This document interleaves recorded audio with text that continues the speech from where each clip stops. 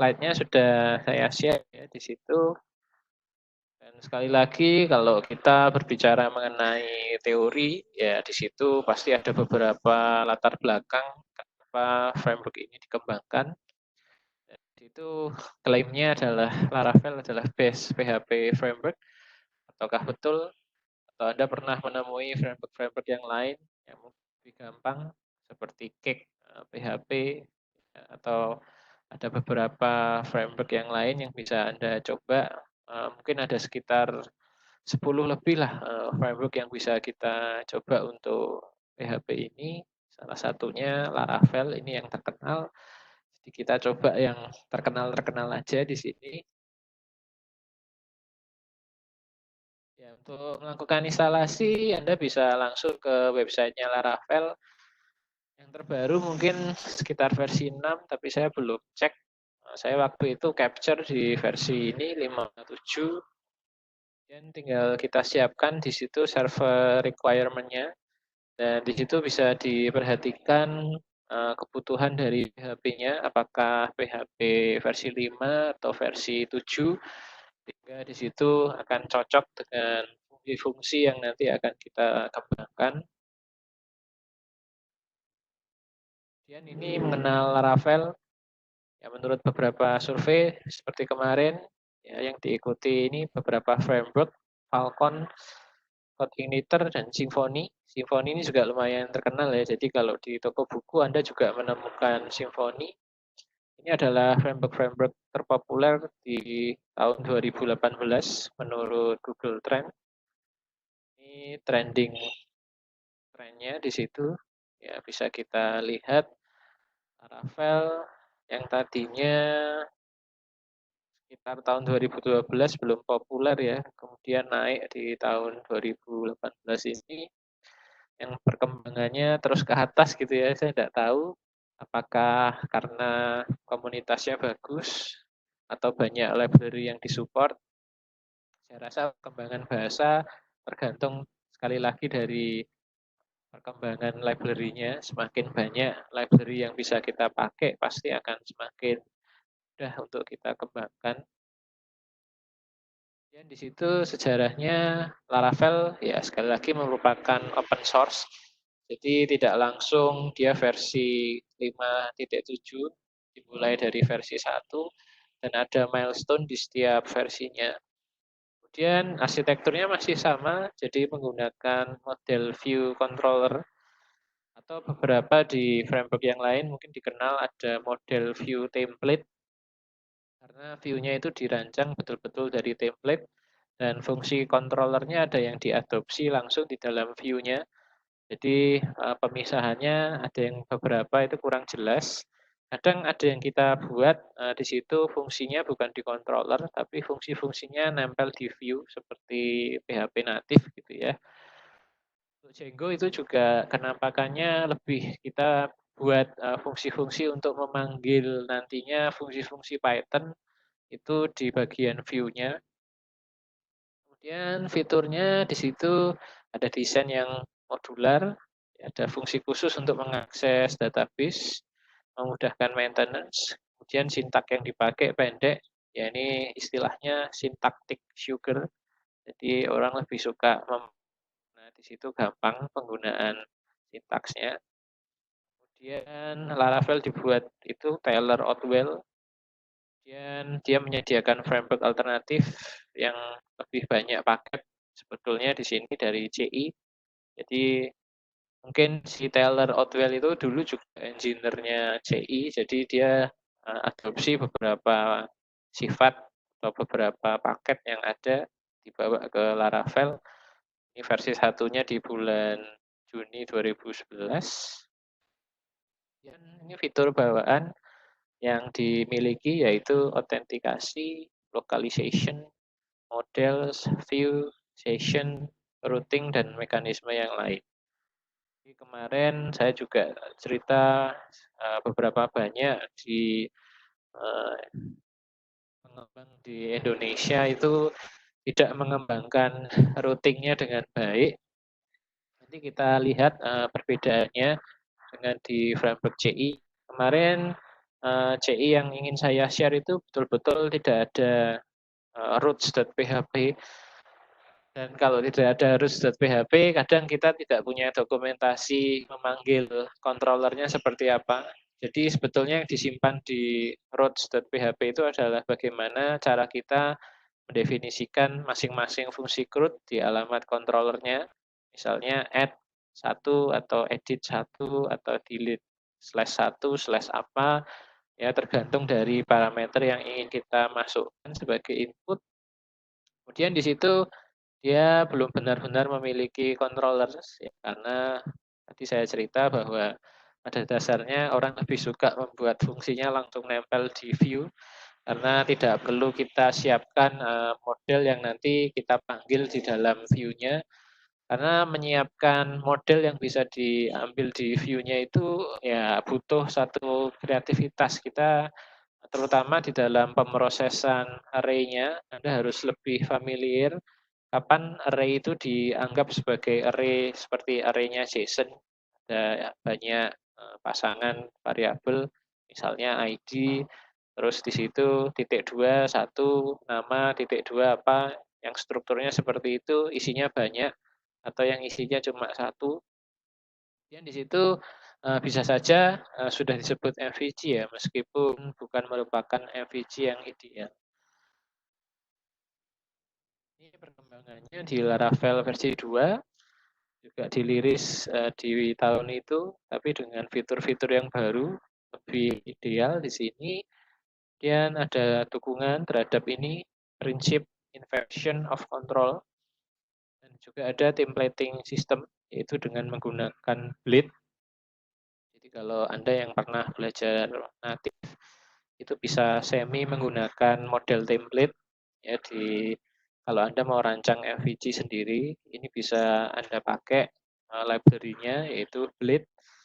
Di situ kita bisa punya sintaks-sintaks sederhana yang di situ mengambil satu komponen view. Ya, jadi maksudnya kita tidak perlu mendefinisikan form HTML secara lengkap untuk kita definisikan di view, tinggal kita panggil fungsi yang ada di bagian template ini, maka dia dengan mengisi beberapa parameter bisa langsung terbentuk sendiri view yang diinginkan. Nah, sekarang juga Blade ini ada yang dipadukan dengan Bootstrap. Jadi kita tidak perlu memanggil definisi asli bagaimana kita meng-create form di Bootstrap, tapi seperti sintaks SQL-nya. Jadi tinggal kita panggil menggunakan fungsi-fungsi yang ada. Kira-kira itu templating system yang ada. Kemudian karena ada hal itu, maka dukungan terhadap library pihak ketiga itu dihapuskan di versi yang ini. Kemudian di Laravel 3 ada fitur-fitur baru, ada command line interface yang kita bisa masukkan seperti Python, jadi seolah-olah kita bisa langsung ketikkan sintaks-sintaks PHP yang kita eksekusi di dalam CLI. Kemudian ada dukungan ini, manajemen database, database migration. Jadi ini ciri khas yang membedakan juga antara Laravel dan CI. Jadi di Laravel, kalau Anda mendesainnya masih seperti CI sih tidak ada bedanya ya. Jadi bisa jadi Anda pakai teknik database migration itu ya betul-betul Anda ekspor dan import dari SQL-nya. Itu masih berlaku ya karena contoh yang saya buat di sini juga seperti itu. Artinya database migration yang terjadi di situ itu tidak benar-benar kita terapkan karena database migration ini dengan sistem ORM itu akan mengikuti pola dari Anda membentuk kelas di dalam modelnya itu seperti apa. Jadi ketika Anda mendesain model itu harus jelas kapan kelas itu digunakan untuk relasi one to one, kapan kelas itu digunakan untuk relasi many to many. Jadi di situ bentuknya sudah fix. Dengan kita mendeteksi bentuk one to one dan many to many tadi, di situ kita langsung dibuatkan struktur tabelnya. Ya, jadi karena semua di ORM itu dianggap sebagai objek yang tadinya hanya tabel dan kolom, tapi tabel dan kolom ini nanti dianggap sebagai objek dan juga isiannya di situ kolomnya. Dan kolom ini bisa berelasi dengan tabel yang lain dan relasinya di sini ya sifatnya bisa lebih fleksibel karena ketika kita melakukan join, kita tidak perlu memanggil query asal seperti kita melakukan select bintang from tabel A, join tabel B, tidak perlu seperti itu. Tapi hanya cukup dengan menyebutkan, misalnya kita punya kelas ini untuk tabel A, misalnya kelas mahasiswa.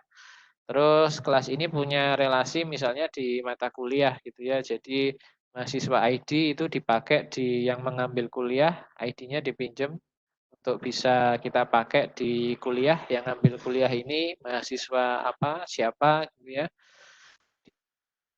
Misalnya nih kita objek namanya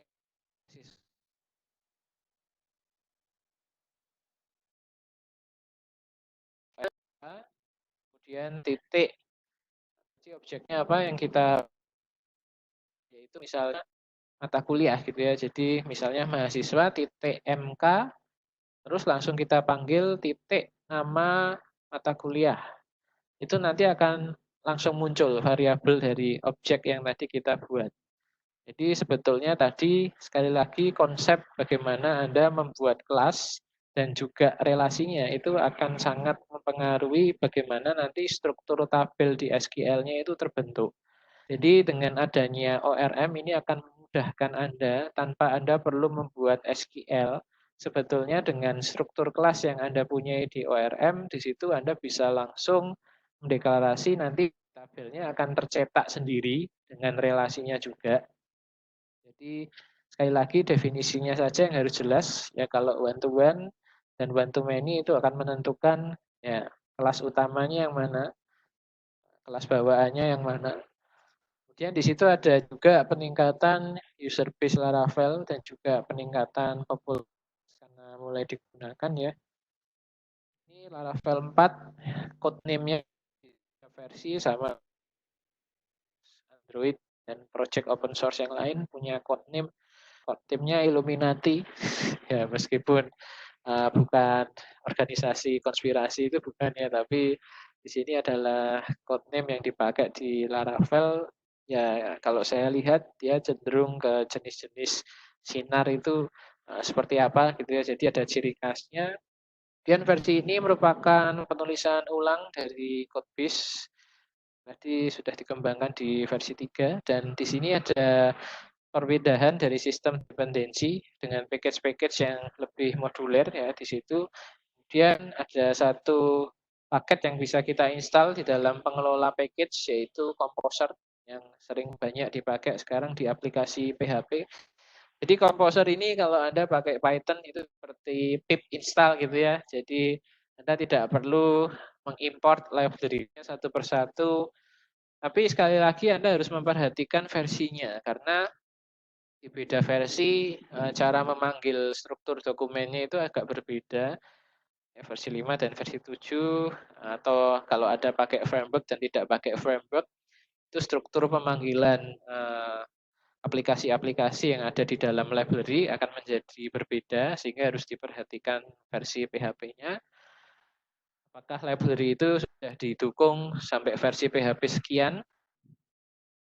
Tidak ada salahnya kalau ini dikembangkan untuk itu.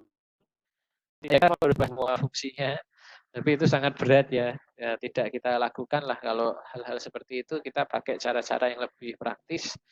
Kemudian fitur lainnya di situ ada database seeding, itu untuk mengisi data awal. Kemudian ini berguna pada saat awal kita membentuk struktur database kita, ya. Jadi struktur ORM-nya tanpa kita perlu create SQL, waktu database seeding itu nanti akan diisi. Kemudian seiring dengan Anda mengembangkan fungsi-fungsi yang ada di dalamnya, ya nanti struktur database-nya bisa berubah. Misalnya relasinya Anda rubah atau field-fieldnya itu tidak sesuai lagi, ada yang Anda rubah tipe datanya, ya, yang tadinya varchar jadi numerik dan sebagainya. Ya di situ memang ada perpindahan. Nanti kalau kita mengembangkan aplikasi tipe data atau struktur relasinya, kalau bisa sih struktur relasi diperkuat waktu awal ya sehingga tidak berubah signifikan lah. Kalau berubah signifikan ya bisa jadi kita mengembangkan dari awal lagi gitu ya. Tapi ya biasanya yang sering berubah di sini ya tadi kurang field atau kita nambah field atau kita ganti tipe data di fieldnya, yaitu pasti sering terjadi. Nanti seiring dengan perkembangan aplikasi kita ya, kalau sistemnya ORM seperti ini, maka di database seedingnya itu nanti ada database awal ketika kita mengembangkan waktu awal. Nanti ada database iterasi, artinya di situ setelah kita mengembangkan field-fieldnya ada yang bertambah, dia akan menambah sendiri di dalam satu script ya untuk bisa menambahkan kolom yang baru tadi. Kemudian selain itu dia juga mendukung berbagai cara untuk mengirim email, terus mendukung penundaan penghapusan pada database atau yang lebih dikenal ini soft delete. Ya. Ini fitur unggulannya tadi adalah syntactic sugar yang kita lihat di sini. Jadi kalau kita lihat bentuknya sudah object oriented sekali ya di bagian PHP-nya. Misalnya ini saya punya ID 1, ini akan saya cari ya. ID 1 di situ dari tabel user. Ini tinggal kita deklarasikan user itu sebagai kelasnya sekarang dan memanggil fungsinya kita pakai ini double titik 2. Ya, sekali lagi ini tergantung kebiasaan. Jadi memang ketika kita memanggil kelas, kita harus baca dulu dokumentasi awalnya. Bisa jadi yang Anda masukkan sebagai kelas di sini itu adalah kelas dari library-nya. Jadi Anda harus baca dulu dokumentasi library-nya, ya cara memanggil titik duanya ini seperti apa gitu ya. Parameter wajib yang harus Anda isi di sini itu seperti apa. Kalau ini bawaan dari Laravel ya. Jadi kita bisa menggunakan ini penggantinya yang kemarin distdb misalnya kita masukkan di situ select ya atau fungsi-fungsi get yang lain. Ini sekarang menulisnya seperti ini, tinggal user find terus kemudian kita masukkan parameternya misalnya id. Ini sekali lagi berdasarkan primary key ya yang bisa didukung di fungsi ini. Kalau selain primary key ya kita harus cari fungsi find yang lain ya. Bukan find yang berdasarkan primary key juga ada. Kemudian ini misalnya kita ingin merubah field ya dengan nilai yang baru, kita tinggal panggil aja tadi karena user itu sudah dicetakkan dari objek user, kita tinggal panggil aja atributnya yaitu name, ya kemudian kita isi. Kemudian setelah itu kita save. Ya ini sekali lagi bukan penulisan program utama, ini hanya untuk contoh. Jadi tidak mungkin lah di sini kita ngambil name kita override gitu jarang ya. Ini biasanya kita ambilkan dari hasil post atau hasil get dari form yang kita miliki gitu ya. Dan ini tadi ORM-nya di Laravel itu istilahnya adalah eloquent. Jadi ini adalah struktur ya kalau di code igniter Anda kemarin pakai get instance-nya dari CI. Ya kemarin di situ saya lupa menambahkan bahwa ketika kita memakai library atau model CI itu di luar kaidah yang kita pakai ya. Artinya di situ saya mau pakai script yang langsung ada di view. Lah itu Anda bisa langsung panggil CI terus tanda dan sama dengan get instance dulu ya. Jadi supaya instance dari database itu bisa dikenali dulu di dalam satu variabel, misalnya kita beri nama CI, kemudian baru di situ bisa diinstansiasi fungsi-fungsi insert, update, delete, dan select-nya. Nah, juga kalau di Laravel ini kita tadi pakai Eloquent, ya, sehingga di sini sebetulnya ya ini kalau kita melihat kode yang natif ya seperti itu misalnya, ya sekarang panah query itu sudah tidak kita pakai lagi meskipun Anda tetap butuhlah custom case ya di mana Anda sudah bingung berpikir kok saya tidak nemu dokumentasi fungsi yang seperti ini ya. Kalau saya bentuk jadi query aja gimana ya tidak masalah. Artinya Anda masih bisa juga melakukan custom query lah istilahnya di situ ada satu custom query. Dan ini untuk Eloquent ORM-nya tadi sudah kita lihat contohnya misalnya itu user find langsung bisa kita override ya. Tapi untuk Eloquent-nya tadi kalau mau pakai custom query dibaca juga dokumentasinya. Dan ini definisi dari ORM itu sendiri yaitu Object Relational Mapping. Ya, dengan ORM kita bisa melakukan operasi CRUD tanpa harus menulis SQL comment. ORM ini yang bertugas juga untuk menulis SQL comment untuk kita dan juga tadi membentuk struktur tabelnya. Jadi selain dia menjembatani fungsi-fungsi select, update, dan delete, dia juga menjembatani bagaimana create table yang tadinya harus create table di fungsi SQL-nya. Sekarang kita bisa langsung menggantikannya dengan ORM dengan struktur kelasnya. Dan di Laravel dia menggunakan Eloquent. Unggulannya, jadi di sini yang pertama adalah mudah ganti database ya, karena selain sintaksnya lebih ringkas, di sini ada beberapa fitur yang bisa kita perhatikan, yaitu yang pertama, apabila kita ingin mengganti database dari MySQL, ya misalnya ke Microsoft SQL Server atau ke Oracle, kita tidak perlu khawatir perbedaan sintaks. Nah, ini salah satu fitur unggulannya seperti itu ya. Jadi Anda mau ganti-ganti database karena yang bertugas untuk SQL-nya itu adalah Eloquent-nya. Anda tidak perlu khawatir bagaimana sih sintaks create table kalau di Oracle. Bagaimana sih sintaks create table kalau di MS SQL. Ya, secara dasar memang tidak terlalu berbeda, tapi kalau Anda sudah menggunakan stored prosedur dan sebagainya, bisa jadi sintaks yang dipakai tidak bisa mengikuti kaidah di satu bahasa SQL yang dipakai di situ, bisa jadi di sini bisa ditengahi dengan adanya tadi Eloquent itu. Jadi kita mau pakai database apapun aman selama didukung di framework itu ya. Kalau di luar framework itu ya memang kita perlu cari library yang mendukung. Ya, bisa jadi Anda pakai library-library yang ada di Big Data sekarang ya, sehingga mungkin belum ada konektor Eloquent-nya di situ. Kemudian karena kita tidak perlu kode, ya, kita bisa tulis dengan Eloquent. Jadi sekali lagi tergantung dari kebiasaan Anda menulis kode, bisa jadi Anda masih nyaman dengan query. Ya, tolong custom query-nya dibentuk di dalam Eloquent ya. Dan bisa jadi yang dimasukkan di custom query itu memang betul-betul general di setiap database. Artinya nanti kalau Anda mau ganti database ya tidak kebingungan. Jangan-jangan nanti kalau diganti di Oracle tidak jalan nih custom query-nya. Gitu. Dan di Eloquent ini akan mengenerasi SQL comment sesuai dengan database yang kita pakai di instansiasi objeknya di situ. Ya, artinya kemarin di initer kita setting di bagian application config ya di PHP dan database-nya ini juga sama, kita perlu melakukan config dulu supaya seperti Anda membuat file koneksi PHP ke satu database, kalau ini langsung banyak ya.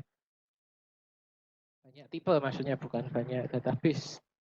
Kemudian di situ dia mudah mengelola relationship ya, antar tabel. Jadi dengan Eloquent tadi sudah saya jelaskan, manggil misalnya kolom di field yang lain cukup nama objeknya apa, titik nama objeknya kalau ada relasi tanpa Anda perlu mengetahui relasinya itu di field apa. Jadi cukup praktis ya.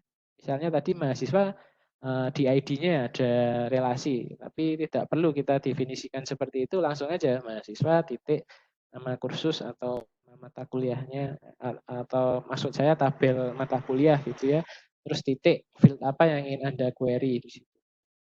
Kemudian memudahkan pemula, sekali lagi kalau Anda tidak pernah belajar SQL sebelumnya, ini bisa sangat membantu, terutama dulu ketika saya mengawali dunia programming saya, yaitu saya betul-betul dulu waktu ngambil kuliah database juga dapat D, terus ya artinya ya saya paham lah query itu penggunaannya gimana, tapi mungkin secara implikasi aplikasinya ya itu saya pelajari secara lebih dalam ketika saya kerja gitu ya. Artinya setelah lulus kuliah itu ya dalam tanda kutip tidak terlalu familiar dengan SQL ini. Sehingga ketika saya belajar pertama kali, saya belajar framework-nya Odoo waktu pertama masih Open ERP. Itu juga sistemnya karena dirancang di dalam MVC ya. meskipun MVC yang digunakan itu bukan Django. Dulu belum ada, sudah ada sih Django tahun 2008 tapi belum sepopuler sekarang. Jadi frameworknya Odoo itu belum pakai Django, itu saya belajar. Kok enak ya nulis kelas itu tanpa kita tahu query langsung dibuatin database-nya, terus ya pemanggilan sintaksnya itu menurut saya simpel karena dokumentasi parameternya jelas gitu. Tinggal kita isi, oh jadi di sini saya langsung paham kalau saya membentuk form yang seperti ini tuh nanti bentuk interaksinya seperti apa. Nah dari situ saya mulai belajar. Sehingga betul-betul memudahkan lah untuk pemula ya. Meskipun struktur library Laravel ini bisa saya bilang yang cukup kompleks dibandingkan CI. Karena tadi kita juga berbicara bahwa Laravel itu lebih cocok untuk penggunaan yang di situ organisasi lebih besar daripada programmer perseorangan. Artinya Anda punya beberapa programmer, ini baru lebih cocok menggunakan Laravel, ya bisa dikembangkan oleh beberapa programmer. Tapi sekali lagi syaratnya hanya Anda bisa PHP natif sebetulnya cukup. Kalau bagi saya sih, kalau bagi Anda saya tidak tahu.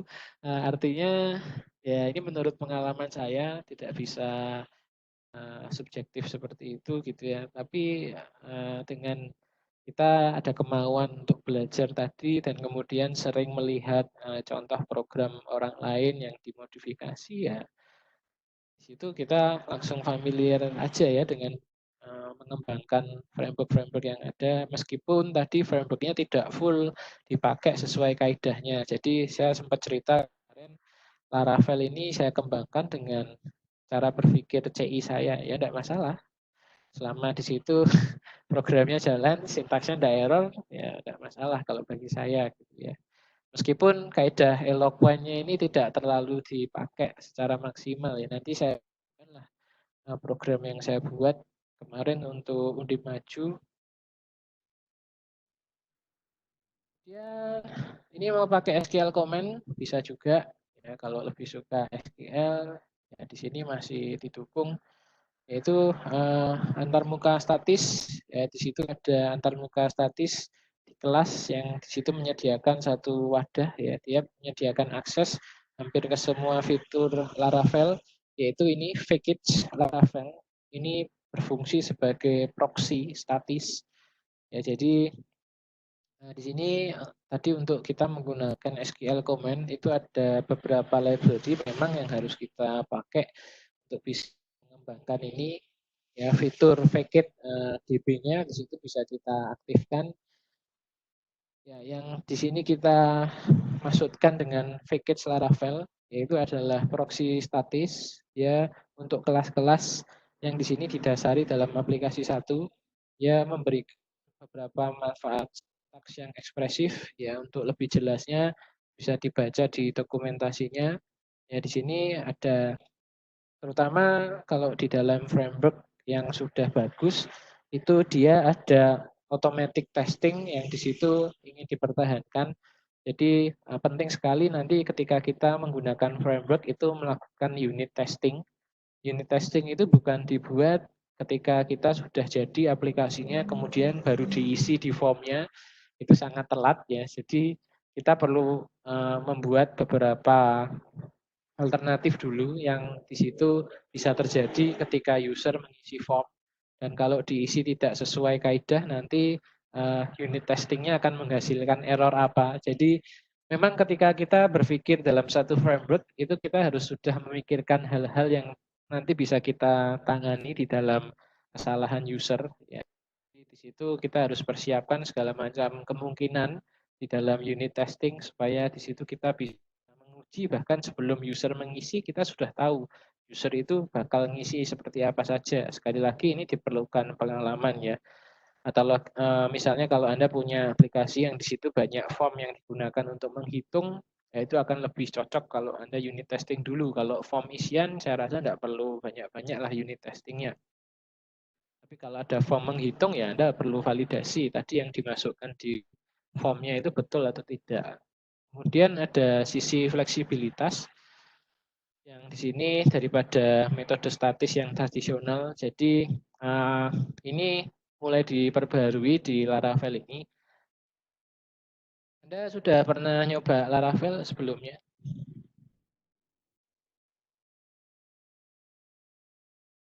Belum, Pak. Baru pernah install, cuman pernah install aja, Pak. Nah, ini nanti yang sedikit berbeda adalah ketika Anda merunning aplikasinya, itu dibagi, dia ada yang berupa konten statis, ada yang di situ dianggap jadi konten dinamis.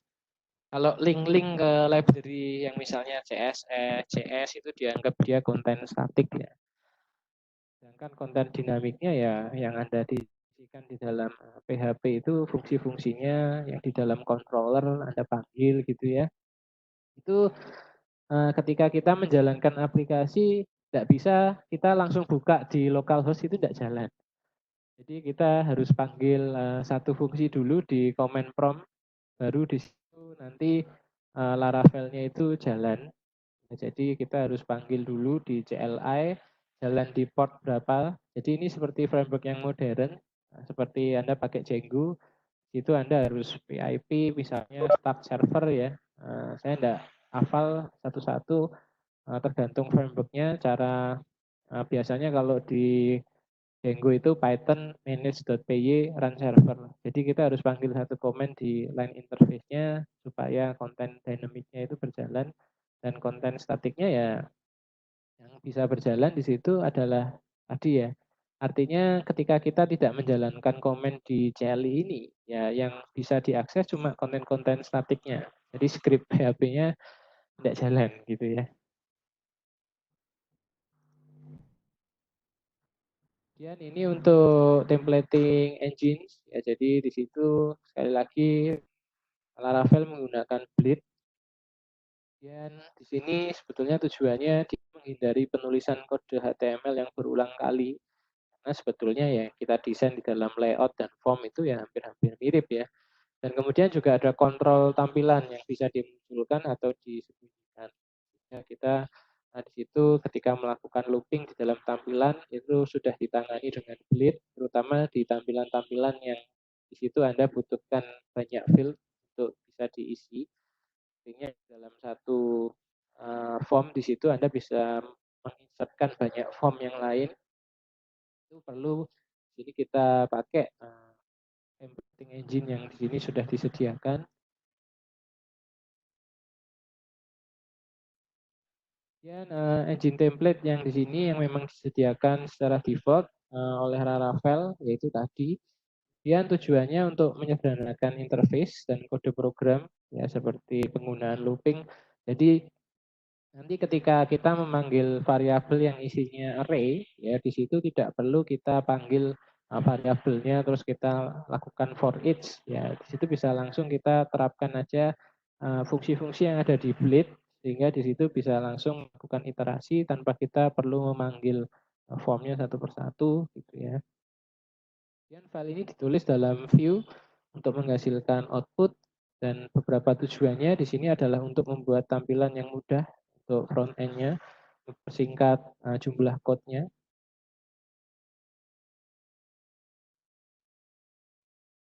Dan ini contoh Bleed view ya. Jadi bisa dilihat ya, di sebelah kanan ya kita langsung panggil aja fungsi PHP-nya. Jadi semua sintaks Bleed itu ditulis di dalam tanda kurung kurawal double ya. Kurung kurawal double kiri dan kanan.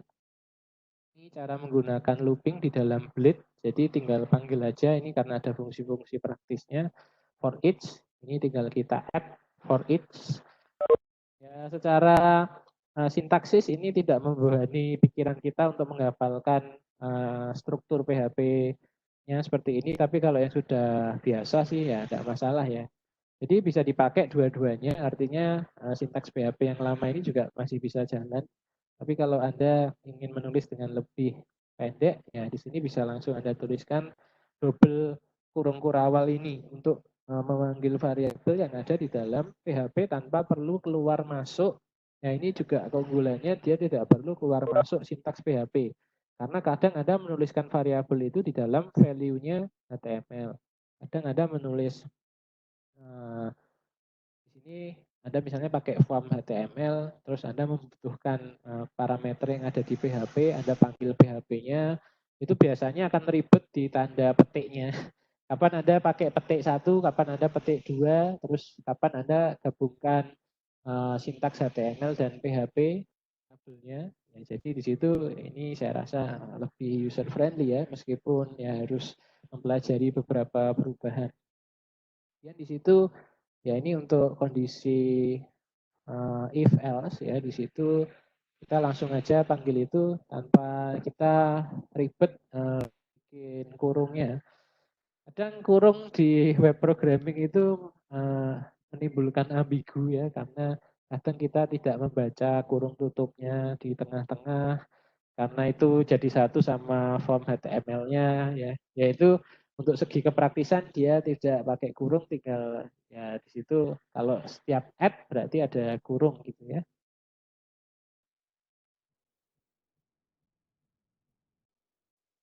Dan ini migration juga di sini kita mudah, karena tadi sudah saya bilang bahwa di setiap state kita mengganti kode. Kalau ini pakai framework Laravel-nya benar gitu ya. Itu nanti ada struktur query yang langsung dibuatkan sama Laravel tanpa perlu kita membuat query-nya. Di setiap saat kita menambah field, mengganti field, atau di situ ya ini kalau yang lama kita terbiasa membuat tabel ini menggunakan PHP MyAdmin ya. Tapi dengan migration itu langsung dibuatkan scriptnya tanpa perlu kita ngedit-ngedit dulu SQL-nya atau nambah form di PHP MyAdmin-nya gitu ya.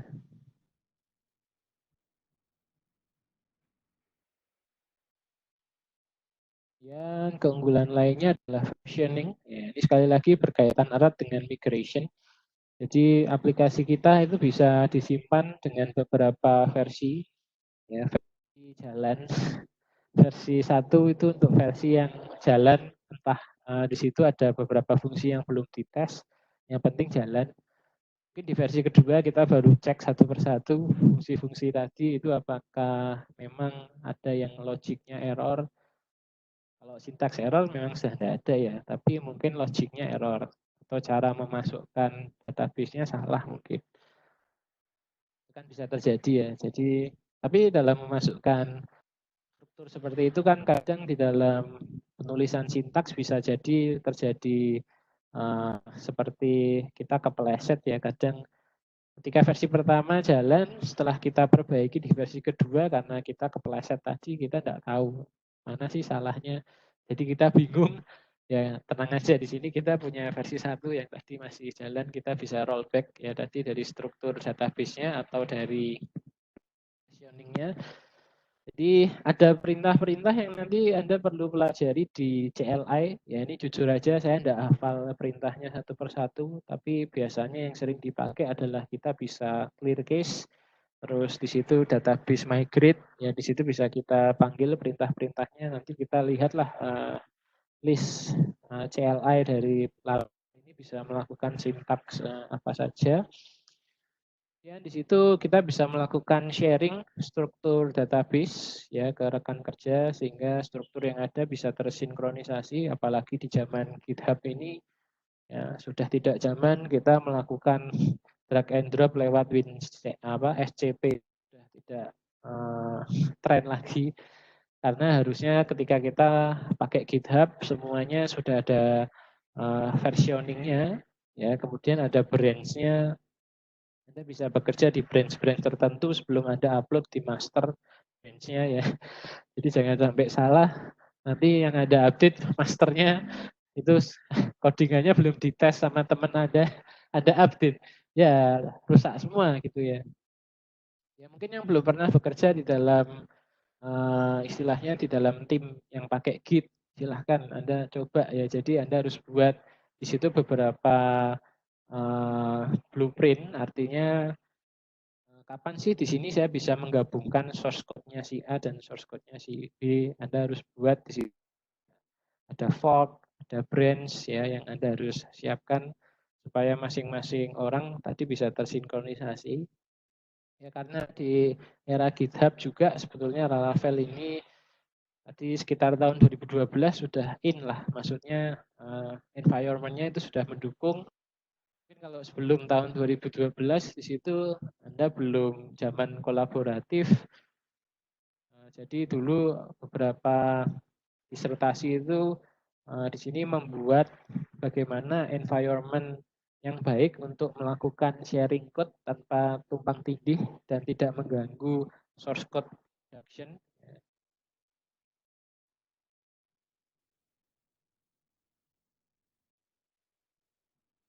Jadi kalau Anda sedang dalam tahap development itu memang struktur datanya yang disiapkan di migration itu tidak lengkap. Artinya di situ bisa kita siapkan satu data dummy yang digunakan untuk mengecek struktur database-nya. Apakah ketika data dimasukkan itu sudah masuk dengan benar ke database, itu bisa kita siapkan beberapa data dummy. Jadi setiap ini di copy dan juga di sharing tadi ke branch teman kita, kadang di situ ya dia tidak punya datanya ya. Jadi yang kita kopikan ya bukan hanya database migrate query-nya, tapi juga di situ kita perlu sekali lagi SQL-nya ya. Jadi kalau sudah ada beberapa data, ya bisa kita transfer juga sih SQL-nya. Tapi kalau tidak boleh ditransfer SQL-nya ya karena kebijakan tertentu, ya sudah kita bisa berikan aja di situ hasil migrate table-tablenya seperti apa. Ya, dalam aplikasi Laravel kita bisa lebih mudah untuk menetapkan hak akses karena di situ ada fitur seperti policy dan git. Ya, umumnya di sini jika hak akses yang akan kita terapkan tergolong sederhana, itu tinggal dimasukkan aja di beberapa kelas khusus untuk policy, di situ ada. Tinggal nanti teman-teman terapkan saja tanpa perlu kita tadi bikin sistem hak akses kita sendiri. Nah, di situ menggunakan Git cukup ya. Namun bila hak akses tergolong rumit, kita baru menggunakan ini fitur policy agar pengelolaan hak akses tersebut lebih rapi ya. Dari segi view-nya, controllernya, mana yang bisa pakai controller, user mana yang bisa mengakses view-nya, itu bisa terorganisasi dengan baik. Dan di situ ada juga built-in JSON. Di era sekarang, eranya web service, ya tentu satu web itu dirancang biasanya hanya untuk keperluan back-end dan front-end-nya hanya untuk memperlengkapi ketika nanti dipakai mungkin di front-end yang lain. Ya, kadang kita bisa pakai front-end yang lain ya selain PHP kalau yang butuh banyak animasi, butuh banyak. Mungkin ada pakai tadi React.js atau Meteor.js untuk front-end-nya. Campur Laravel bisa sih, tapi ada beberapa yang perlu Anda konfigurasi ya. Jadi tidak semudah kita, ya sebetulnya di sini perlu pengalaman tadi menggabungkan library atau menggabungkan dua bahasa dan dua framework itu memang butuh satu pengalaman ya. Karena di situ ada yang kita share bagian view-nya, misalnya di bagian bleed-nya itu cara mengakses di React.js-nya seperti apa, atau di Vue.js. Jadi biasanya memang di era sekarang ini lebih banyak dikembangkan untuk back-end, jadi biasanya untuk mengakses query-query itu lebih enak menggunakan PHP ini dengan framework-framework tertentu, atau bahkan di situ tinggal kita bangun sistem dokumentasinya. Ini yang saya mau bilang kemarin, bahwa di Laravel ini bisa kita tanamkan satu library dokumentasi yang cukup menarik, yaitu Swagger, SWAGGER. Silahkan Anda cari. Nanti kalau Anda kerja di startup, pasti Anda pakai library ini untuk dokumentasi. Terutama keperluan startup adalah membuat banyak API dari pihak ketiga maupun dia menyediakan layanan keluar ya, sehingga dokumentasi sangat penting.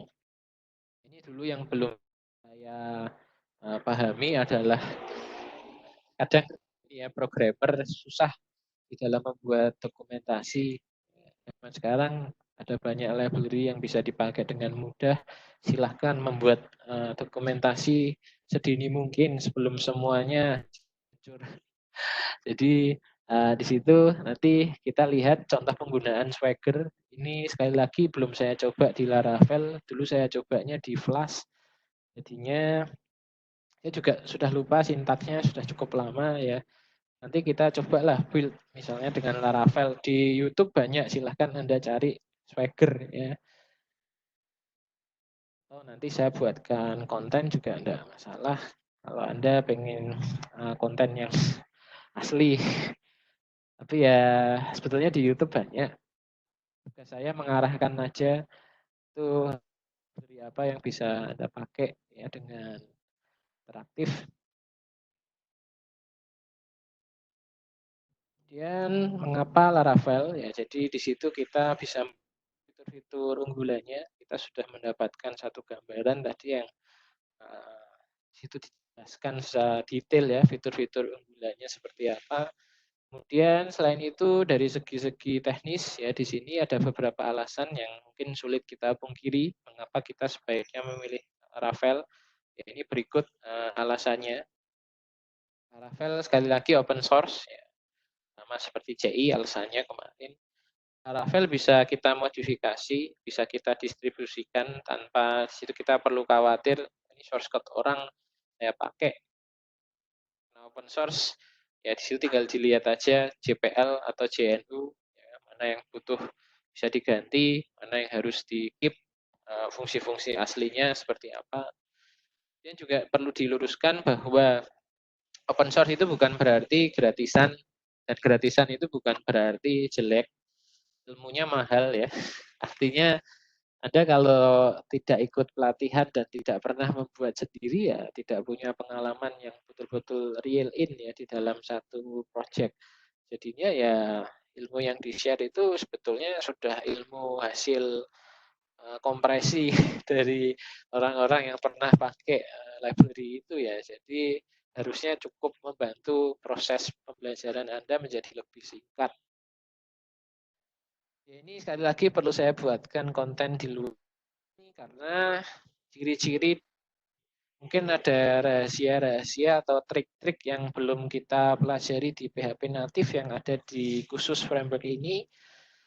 Dan itu tadi gratisan itu pandangan kuno ya. Jadi open source itu yang dicari bukan gratisnya, tapi fleksibilitas dan juga ilmunya. Ya, karena tidak setiap orang bisa mengembangkan dengan cara yang mungkin dengan kaidah yang benar gitu ya. Yang tidak perlu dilakukan kualitasnya, saya bukan jualan, tapi di situ memang ditulis seperti itu ya.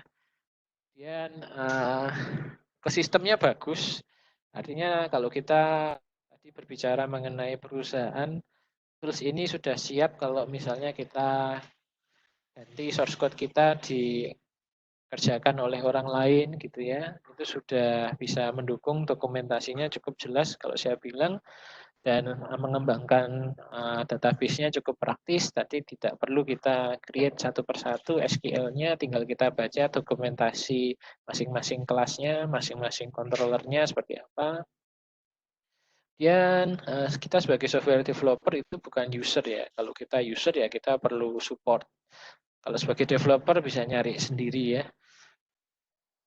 Dan kenyamanan dan kemudahan Laravel ya merupakan framework yang sangat memperhatikan ini developer experience ya. Jadi kalau kita sudah nyaman menggunakan satu framework ya kita kadang mau pindah itu susah ya. Kemudian penataan filenya rapi lah. Ini kalau yang suka rapi, tapi kalau yang suka natif itu biasanya yang tidak rapi. Jadi ada juga yang sampai saat ini tidak mau pakai framework karena sudah terbiasa dengan query yang jengkelly itu ya. Jadi dia sudah punya bayangan-bayangan query yang dia tulis dengan panjang dan tidak tergantikan dengan fungsi di eloquent-nya ya. Salah, silahkan Anda mau pakai query yang panjang itu atau Anda ingin supaya source code Anda itu lebih enak dilihat, source code Anda itu lebih mudah ditelusuri ya. Kalau lebih mudah dibaca saya rasa tergantung kebiasaan juga. Kemudian opsi policy atau git untuk mengelola akses. Kemudian ada middleware ya yang bisa kita gunakan. Middleware itu dalam kerangka tadi Anda harus menjalankan beberapa sintaks kalau ingin memulai menjalankan tadi source code-nya yang ada di dalam framework Laravel. Kenyamanan, kemudahan, ya di situ ada command line interface untuk generate controller. Jadi selain tadi melakukan migration, kita bisa generate ini controller, model, ya. Meskipun saya tidak pernah pakai script ini, tapi harusnya supaya controllernya itu sesuai cetakan ya, Anda harus manggilnya pakai CLI ya. Dan dibuat sendiri, tapi ya buat sendiri tidak masalah, tidak salah juga kok. Yang penting kan strukturnya sama ya. Secure dan modern, faktor security ini yang sekali lagi juga ditonjolkan. Meskipun saya belum menguji dari segi security itu dari sisi framework seperti apa. Ya. Kemudian modern, ya karena interface-nya tadi sudah didukung dengan template dan juga banyak di situ template-template Bootstrap yang sebetulnya bisa kita pakai sehingga kesannya memang terlihat modern ya. Kesimpulan, jadi ini merupakan satu framework yang di situ kita tonjolkan adalah developer experience-nya. Jadi ini cocok yang menginginkan keindahan code. Ya, jadi kalau orangnya tidak rapi, tidak cocok ya. Ya sekali lagi kalau Anda bekerja di dalam tim dan sebagainya itu cocok. Kemudian keunggulannya di situ kita bisa semakin mempelajari framework, kita akan semakin dibawa ke satu pola pikir bagaimana kita bisa menyediakan struktur code yang lebih baik daripada kita sediakan yang source code kotor tadi. Ini persyaratan sistemnya, jadi bisa dipakai di situ PHP versi 7 ke atas. Jadi sudah mendukung ya PHP versi yang baru. Kemudian ada OpenSSL PHP extension, ada PDO-nya juga. MB String kalau ini sih bawaan PHP-nya ya. Jadi harus ada ini fitur-fitur ini OpenSSL, PDO, MB String, tokenizer, ya, XML, C-type dan juga JSON. Ya, kalau kita install SAM biasanya sudah jalan sih. Dan yang perlu kita install selanjutnya adalah ini Composer ya. Jadi composer.exe-nya itu diinstal dulu supaya memudahkan menginstal library. Composer itu tadi seperti saya bilang tipnya si PHP ini. Di-download dulu, itu bisa di-download di situ kalau yang belum mendownload. Nah, ini kalau sudah kita install, tadi tergantung ya di-add di environment variable atau tidak. Kalau tidak sih kita add manual ya. Jadi lokasi bin-nya di sebelah mana itu kita masukkan. Maksudnya composer.exe-nya itu di sebelah mana. Ini contohnya ya, misalnya kita panggil itu di C, nanti akan muncul tampilan seperti itu ya kalau tidak ada isinya, dan ada beberapa parameter yang bisa kita masukkan ya di dalamnya. Itu ya perintahnya seperti pip ya, tinggal composer install nama paketnya apa. Kalau memang sudah ada diupload di store atau diupload di lebih tepatnya mungkin repository lah. Kalau store itu kan untuk aplikasi ya. Jadi memang ada repository khusus untuk program-program PHP yang dikembangkan bisa diinstal dengan Composer. Ya kalau di Python seperti package-nya. Kemudian pastikan ini sistemnya memenuhi persyaratan, jadi bisa dicek dulu itu ada script untuk mengetes requirement-nya. Ini tidak pernah saya lakukan, tapi kalau penasaran silahkan kenapa Laravel-nya tidak jalan gitu ya. Kemudian ini kalau SAM ya paling tidak itu versi 7.26 ya, karena 7 itu menandakan sudah PHP 7 juga ya. Kemudian ini nanti yang kita pelajari ya bukan satu semester ya, karena satu semester di sini kita mempelajari macam-macam, tambah kaya pengetahuan Anda tentang framework-framework itu. Ini sebetulnya kalau Anda baca juga di buku Laravel, ada instalasi, arsitektur, root dan controller, database, model dan eloquent, view dan relationship. Ini kalau yang mau buka di sini mau buat buku sendiri ya, nah, silahkan, itu struktur tulisannya seperti itu. Kemudian ini yang perlu kita install tools-toolsnya, jadi CMD. Ini untuk yang pengguna Windows ya pakai CMD ya bisa ya. Kemudian Composer, Git ya. Git kalau kita berkolaborasi harus diinstal. Kemudian ini selain tadi SAM, kita bisa pakai alternatif web servernya pakai Nginx. Kalau Nginx betul-betul dia proxy web server, jadi jalan di port berapapun bisa. Kalau pakai Nginx tinggal kita aliaskan, artinya di port 8080 atau kalau di aplikasi Django biasanya port 3000 atau port 5000. Portnya terserah lah, Anda mau jalan di port berapa bisa ya. Dan di situ nanti Nginx-nya dialiaskan, oh port 8080 itu saya aliaskan menjadi alamat utama saya. Jadi kalau saya panggil host misalnya slash aplikasinya itu bisa langsung jalan. Kemudian ada MySQL itu sendiri, PHP MyAdmin.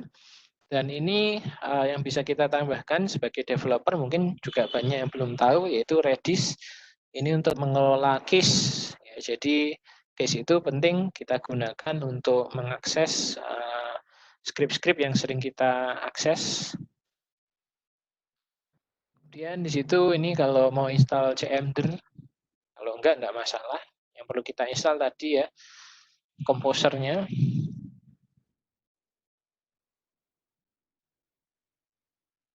Ini setup sistem variabel ya, supaya diakses dari CMD. Jadi PHP-nya kalau bisa juga dimasukkan kalau di dalam SAM, tolong SAM terus kemudian slash PHP slash bin itu tolong ditambahkan dulu di environment variable supaya PHP main V-nya itu bisa dieksekusi dari C, dari D, dari E gitu ya. Dan untuk mengatasi error tadi bisa ditambahkan environment variable bagian path ya. Kita nambahkannya di bagian path. Dan ini caranya, kalau yang belum pernah nyeting environment variable, saya rasa sudah pernah semua. Path-nya itu ada dua, yang user spesifik atau yang sistem. Ya, kalau yang user spesifik, artinya Anda tidak jalankan CMD-nya itu di mode admin. Ya, di situ bisa dipakai variabel di bagian path yang ada di user. Ya beda ya elevasinya kalau kita pakai CMD sebagai admin atau tidak. Jadi juga dipengaruhi versi Windows Anda itu home atau yang profesional ke atas. Kalau home biasanya pad-nya yang dipakai pad user ya. Tapi kalau profesional ke atas karena dia punya sebagai administrator yang dipakai sistem variabelnya. Kemudian di situ ya pilihlah di Windows Apps. Ini kalau mau ngedit ya sebenarnya new aja lah atau browse aja lah. Ini kita tambahkan di belakang tadi lokasi PHP-nya. Kalau php.exe-nya di luar ya gitu aja. Kalau di dalam bin ya di situ masukkan aja bin-nya. Ya, sampai kita bisa melakukan ini artinya di situ sudah bisa kita lakukan tadi menginstal Composer dan sebagainya. Ini install Composer, kita download ya setup Composernya di situ. Nah, ini harus kita definisikan. Ini sepertinya struktur yang baru PHP-nya itu tidak di dalam bin ya. Jadi kalau beberapa yang PHP-nya masih di dalam bin ya silahkan dimasukkan direktori bin. Tapi kalau tidak ya langsung aja seperti itu, cari PHP exe-nya di mana dan pastikan PHP itu bisa dipanggil tadi di CMD ya. Nah, kalau sudah bisa dicek entah ini komposernya sudah jalan atau belum. Ini tadi source code untuk cek tidak terlalu penting. Saya tidak pernah melakukan ini. Dan ini jalankan localhost ya, ada satu script itu kalau Anda download tadi cek.php-nya nanti kalau dijalankan kira-kira bentuknya seperti ini. Dan ini untuk membuat project Laravel yang baru kita harus buka CMD kita. Jadi Laravel di situ memanfaatkan Composer untuk mengelola dependensi. Ada library-library yang di luar yang perlu kita install. Misalnya kalau Anda punya online store, itu ada beberapa library yang bisa Anda pakai. Anda cari aja Laravel online store library, itu ada berbagai macam. Ini perintahnya kita bisa masuk di situ. Terus kemudian kita bisa masukkan, ini kalau kita mau pakai Composer ya, jadi bisa dua cara.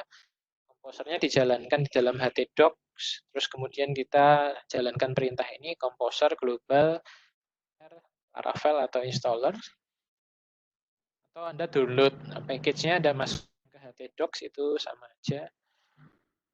Kemudian dia akan nyari sendiri paket Laravelnya. Kemudian ini yang perlu Anda lakukan kalau Anda betul-betul bukan download dari GitHub ya. Jadi di situ Anda perlu panggil ini perintah Laravel new, misalnya kita buat toko online seperti ini. Tapi kalau Anda download source code-nya dari GitHub, artinya proses ini dulu sudah dilakukan oleh si pembuat source code-nya. Jadi coding-nya itu tidak perlu kita lakukan lagi lah. Ya memang beda lah kalau kita dulu dari GitHub sama buat dari itu memang ada step-stepnya. Terus ya di situ nanti beberapa paket ya yang diinstal, kita lihat bentuknya seperti itu. Ya kalau sudah ready, ya di situ ada notification application ready, build something amazing. Dan setelah itu kita bisa langsung buka domain kita. Dan ini yang perlu diwaspadai. Jadi sekali lagi ketika kita mengembangkan menggunakan shell, itu tidak ada folder /public. Tapi ketika Anda pindah di server, itu ada folder /public. Jadi di situ perlu Anda lihat, terutama ketika Anda membuat link di controllernya, itu harus Anda perhatikan ada publiknya. Dan biasanya di belakang itu ada index.php dulu ya, jadi public slash index.php slash baru nama controllernya. Jadi tolong diamati bentuk perbedaannya di server langsung sama di SAP itu berbeda. Dan di situ, nah ini tadi perintah yang kita gunakan untuk menjalankan si project Laravelnya. Jadi secara default ini portnya bisa diganti di konfigurasi ya, nanti kita cek. Kemudian di situ tinggal kita jalankan aja di dalam folder tadi yang sudah kita create Laravel new-nya, itu PHP artisan serve. Jadi kalau belum dipindah di server, itu dia menjalankannya konten dynamic-nya harus pakai ini. Tapi kalau sudah dipindah di server, nanti jalan sendiri sih. Anda tidak perlu melakukan komen ini karena tidak ada lah CMD yang dibagi di cPanel itu sangat terbatas ya. Jadi di cPanel tidak perlu dimasukkan PHP artisan serve ini. Ini ketika Anda di lingkungan development aja di dalam SAM Anda, itu harus Anda panggil supaya halaman script atau halaman indeks awal yang Anda tuju itu bisa di.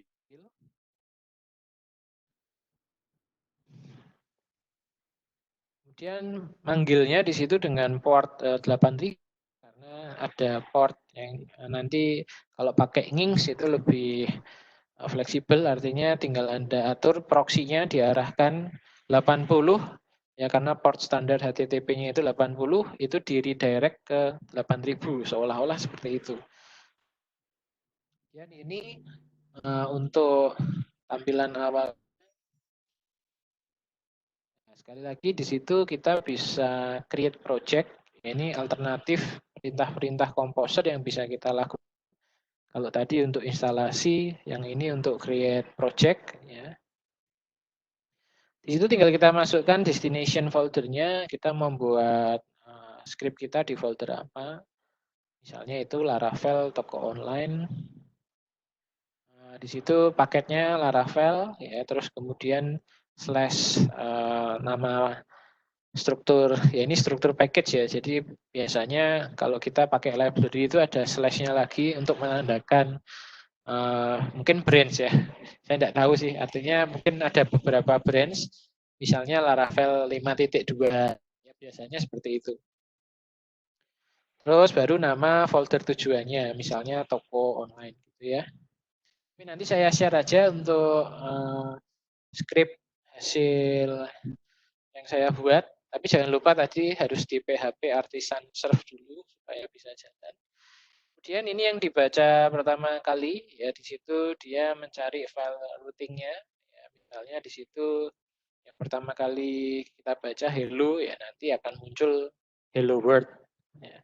Jadi ini routing yang bisa dibilang primitif karena tidak di situ kita masukkan di dalam satu fungsi yang ada di controller, tapi routingnya itu langsung dibikin di dalamnya jadi function. Ya, misalnya di situ dibuat function return hello world. Ya ini biasanya kalau membuat project pertama kali kan contohnya hello world gitu ya. Jadi ini sekali lagi function yang bukan diinisialisasi dari controllernya, tapi untuk function coba-coba aja. Sudah bisa jadi enggak file routing kita ini? Nah, ini kalau kita panggil, artinya di situ kalau kita punya routing /hello, itu nanti akan memanggil fungsi, baik yang ada di controller kita, atau tadi ada yang di view, saya tidak tahu, tapi jarang sih, biasanya kita pakai fungsi yang di controller gitu ya. Anda harus mendefinisikan alamat yang ada di situ ada apa aja, mungkin untuk halaman yang lain, ya ada beberapa halaman, misalnya halaman dashboard atau halaman profil, ya nanti /dashboard, /profil, terus didefinisikan di situ view mana yang Anda load, ya controller mana yang Anda pakai untuk melakukan load view tersebut. Ya, kira-kira itu yang bisa saya sampaikan. Mungkin untuk detailnya nanti saya buat di konten saya yang lain. Tapi saya mau tunjukkan sedikit ini aplikasi yang pernah saya rancang di Biju. Moga-moga masih jalan ya.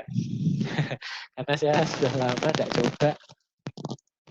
Ini SAM saya, kemarin saya bilang di setiap direktori ada.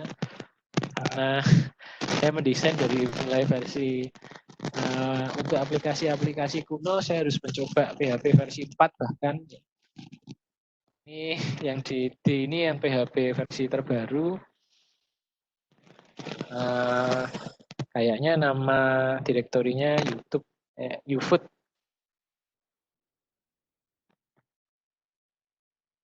Oh ini bukan, ini untuk yang back end ya. Jadi kita lihat aja di situ.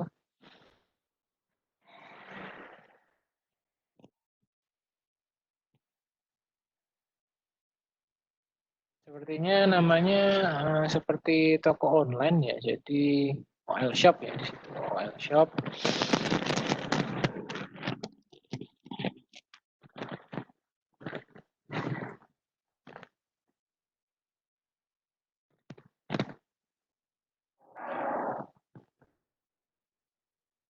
Nah, ini karena saya sebetulnya mengembangkan bukan dari awal, bukan pakai perintah Laravel new tadi, ya. Saya download source code orang, terus saya kembangkan sendiri. Jadi saya bisa langsung pakai itu serve-nya.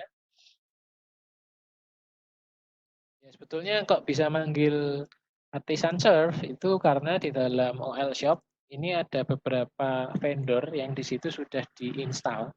Ini kalau kita mau lihat, ini struktur direktorinya dari Laravel ya. Jadi ada apps. Kalau di tampilan kita pakai Bootstrap. Kemudian ini direktori-direktori yang ada hampir mirip CI. Ada bagian config, ini yang perlu kita atur nanti. Atau juga di bagian database. Kemudian tadi ada satu folder yaitu root. Kemudian ada juga ini public. Ya, di sini ini menyimpan beberapa resource. File-file yang tadi saya bilang itu adalah file statik. Itu ada di sini ya, baik CSS-nya maupun di situ file JavaScript-nya. Ini yang tadi kita sebut dengan konten statik. Kemudian di situ juga storage dan ada test. Ya. Nanti kita lihat strukturnya di atom, meskipun secara detailnya nanti akan saya buat di konten saya yang lain. Ini sekali lagi tadi kalau Anda di situ mengamati, jadi ini adalah library-library yang pernah diinstal di sini pakai Composer. Ya, karena saya nginstal library Laravel ini ya, tapi karena tidak dari awal tinggal di copy aja. Jadi selama library-library ini folder-foldernya tercopy, Anda bisa langsung menjalankan library-nya atau file-file atau sintaks-sintaks lah. Kalau tadi artisan serve kan seperti sintaks ya. Ini di struktur Laravel yang ada di dalam ini seperti ini. Dan ini library yang saya pakai ada cukup banyak ya. Ada doktrin, Gazelle. Ini saya gunakan di situ untuk melakukan file transfer. Terus ada juga ini ada Symfony. Cukup banyak library yang saya pakai. Jadi nanti di Composer itu Anda tinggal list saja library yang pernah diinstal apa. Kalau dalam bentuk folder gini saya rasa cukup susah ya. Saya agak lupa library online shop-nya itu yang mana. Maksudnya library online shop itu adalah kita bisa membuat keranjang ya. Jadi tadi saya ceritakan juga di kuliah sebelumnya bahwa ketika kita membuat keranjang itu kan belum masuk ke database, jadi disimpan dulu di session. Itu cara kita nyimpen di session seperti apa? Sepertinya kalau tidak salah ingat yang Symfony ini ya. Tapi nanti kita pastikan lah mana yang pernah saya modifikasi. Karena saya pernah memodifikasi library ini. Tapi saya agak lupa tempat-tempatnya karena sudah lama tidak saya akses ya. Nanti kita lihat aja struktur utamanya, baru saya ingat lagi package-package-nya di situ. Ini artisannya tadi, jadi tadi kalau Anda jalankan perintah, itu dia bisa dipanggil. Ya. Ketika kita create Laravel new, ini muncul file-file seperti ini. Itu ya kalau Anda download shortcut di GitHub, ya ini filenya langsung muncul sendiri. Nah, memang sudah pernah diinstal ya. Terus kita bisa coba di situ.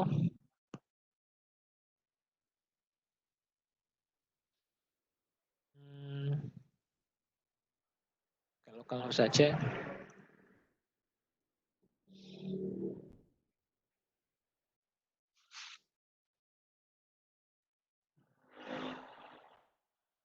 Nah ini kira-kira tampilan toko online yang saya buat. Tapi pasti Anda langsung lapar kalau lihat konten ini kontennya apa ya, makanan semua karena jualan makanan. Jadi tadi beberapa library yang dipakai ini untuk model keranjangnya. Jadi di situ bisa nyimpen sesinya. Ini untuk modul shopping chartnya gitu ya. Ya, ini sebetulnya source code-nya kalau Anda download bisa Anda kembangkan sendiri, bisa Anda pakai jualan ya. Kalau ada teman yang punya toko online, pengen dibantu jualan, pengen dibantu punya web. Tapi ini belum ada artikelnya ya. Jadi Anda perlu buat sistem blog sendiri lah untuk artikelnya di sini. Ini lebih kepada penampilannya gitu ya. Jadi misalnya kita beli ini terus kita add. Ini tampilannya sudah seperti siap gitu ya. Jadi mungkin framework tampilannya yang digunakan sama meskipun itu tidak pakai Laravel, kalau saya lihat masih pakai CI ya. Ini sudah nambah satu. Jadi di sini ini ada beberapa library yang saya modifikasi untuk keperluan ini. Jadi di dalam produknya itu ada satu parameter ini bisnis prosesnya yang dimaju ya. Jadi ada roti yang bisa dipesan pada waktu itu juga, itu bisa dipesan langsung. Ada roti yang tidak bisa dipesan pada waktu itu, harus inden karena mungkin tidak tersedia langsung ya, sehingga di situ harus dipilih dulu kalau mau pesan.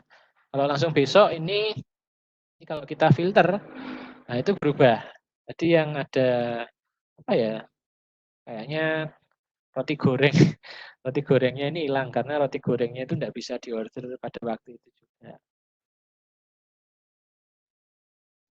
Ini kira-kira tampilan aplikasi yang nanti saya share. Silahkan kalau tertarik ya, jadi modifikasi. Ini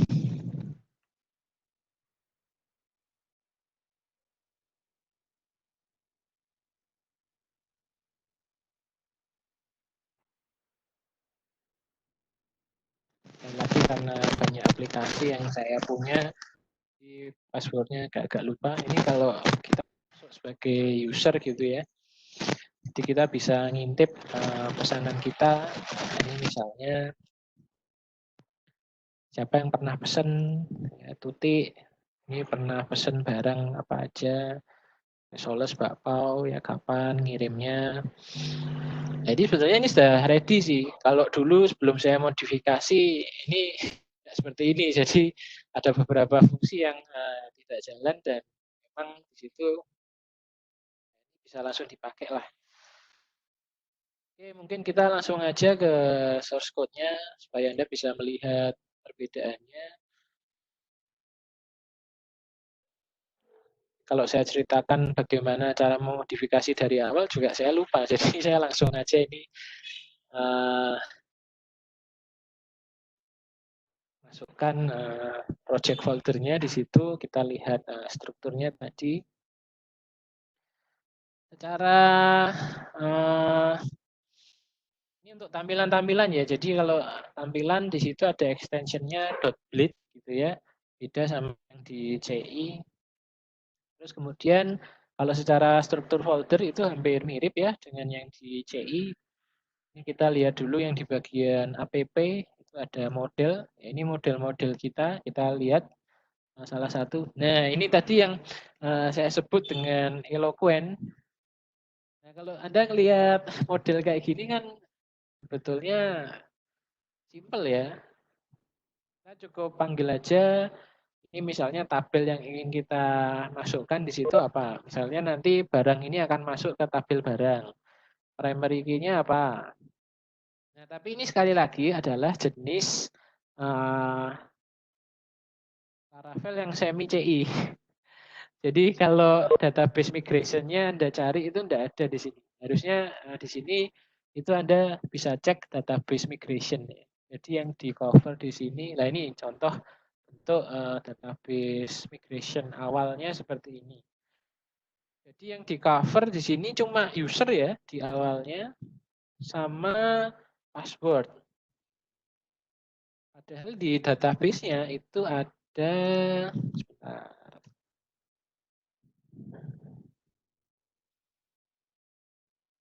Nah, di database-nya itu ada barang, kategori, ada harga kardus, ada konfirmasi, ada pesanan barang.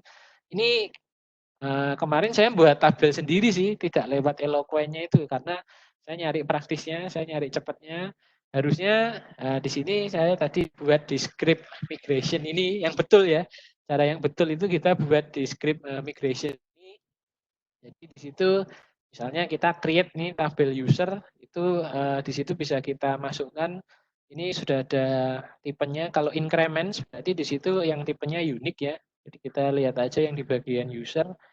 Ini untuk membuat, ya sekali lagi ini sudah agak berubah ya. Ini jadi user ID di sini. Dan memang ada beberapa struktur penamaan yang tadi, jadi misalnya kalau kita ngikuti kaidah Eloquent-nya itu user ya. Kalau ID itu ada users underscore ID. Jadi ada yang seperti itu. Karena ini saya tidak desain dari awal, ya sehingga nanti harus Anda amati ada extension di masing-masing tabel yang kita create. Terus ini untuk field-fieldnya ya tinggal kita masukkan di situ. Misalnya tipenya apa ya, string. Terus ini tadi misalnya yang unik yang mana ini tinggal kita beri saja unik. Terus ini password juga remember token. Ya. Nanti semuanya ini ketika diisi baru diisi ya. Remember token sama timestamp ini baru ketika kita buat controllernya nanti baru diisi. Ini kalau fungsi up sama down ya. Jadi dia sebetulnya harusnya database-nya di sini, bukan create langsung. Jadi kalau yang saya pakai di sini itu karena saya nyari praktisnya ya sekali lagi, ini database-nya saya buat sendiri, terus di sini saya masukkan di modelnya. Ya, seolah-olah seperti itulah. Ya, jadi di sini saya panggil itu jadi satu kelas, ini extend modelnya, ini nama tabel yang sudah dibuat di database. Kemudian ini apa? Kalian di sini ini cukup sederhana karena saya tidak panggil langsung dari database migration. Nah, kira-kira nah ini yang agak rumit karena di situ ada beberapa relasi ya. Namanya pesanan di situ pasti berelasi dengan barangnya. Kita pesan barang apa ya. Jadi di situ ini ada satu tabel relasi namanya tabel pesanan barang. Kemudian primary key-nya ini. Kemudian apa sih yang direlasikan? Ya, jadi di situ dia ngambil ID-nya si pesanan. Jadi di sini saya panggil function yang di situ untuk menjembatani dengan kelas pesanan. Juga saya panggil function yang untuk menjembatani dengan kelas barang. Nah, di sini kita bisa memasukkan keyword ini belongs to. Jadi di sini kita bisa panggil modelnya yang sudah kita buat untuk pesanan ya, yang ada di sini. Itu primary key-nya kita masukkan pesanan ID, pesanan ID. Jadi nanti di pesanan barang ID itu kalau kita lihat, nah ini ya, jadi sama-sama dia punya field ini pesanan ID dan barang ID. Karena di sini kita buatnya ini pesanan ID itu sama dengan pesanan ID yang ada di tabel apa pesanan sama. Nah, pesanan banyak juga karena ada user yang pesan itu siapa, status invoice ya kita masukkan di situ, ada status bayar juga karena saya pisahkan ini beberapa tabel ya. Ada yang di sini proses bisnisnya status itu untuk menandakan pesanannya itu sudah sampai di mana.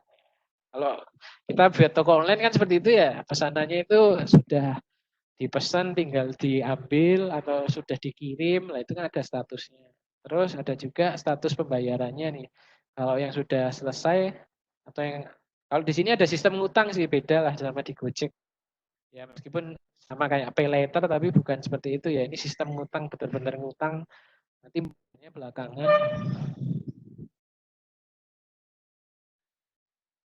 Ya, terus kita bisa cek di situ ini ada lagi model-model yang umum yaitu model chart ya di luar folder model. Ya, jadi ini untuk membentuk sistem chartnya seperti ini ya kita bisa masukkan ada berapa item ya price-nya itu berapa dan construct apa yang kita nah ini tadi untuk chart ini ya.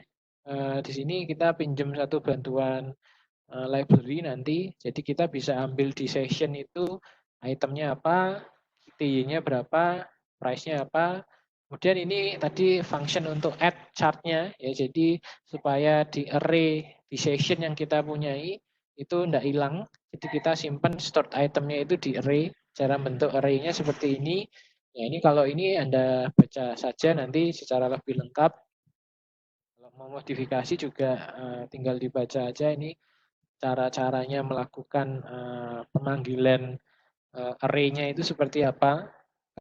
Kita pakai library, yang penting itu cara manggil objeknya, fungsinya dari objek itu caranya seperti apa. Juga user, ini yang mengatur autentifikasi, jadi selama belum login ya kita tidak diarahkan ke menu list pesanannya tadi, sehingga di situ kita bisa terapkan itu kita cek di tabel mana untuk autentifikasi usernya. Dan ini kita bisa cek ini sekali lagi ada form-form yang bisa kita gunakan. Jadi memang user itu belum register. Nah, ini nanti akan mengarah ke form ini. Nah, form ini itu dibuat di model yang ada di luar folder model. Nah, jadi untuk form-form yang terpisah ya, seolah-olah terpisah dari form kesatuan di situ ruang belanjanya. Ini kan form yang ada di dalam ruang belanja gitu ya, objek-objek yang dipakai. Nah, ini kita pakai satu objek yang ada di luar dan di situ kita extend satu di situ ya ini library untuk melakukan autentifikasi. Ya, di situ kita extend namanya ini kita beri nama ini. Kemudian kita cek ini di HTTP ada controller ya. Jadi controllernya di dalam ini. Ini controller kita sekarang strukturnya seperti ini ya.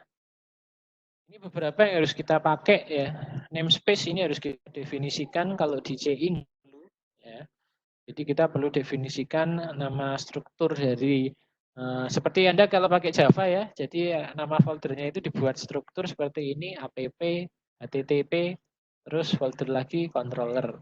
Terus kemudian di situ kita pakai nih beberapa library yang digunakan untuk melakukan di sini transaksi form ya.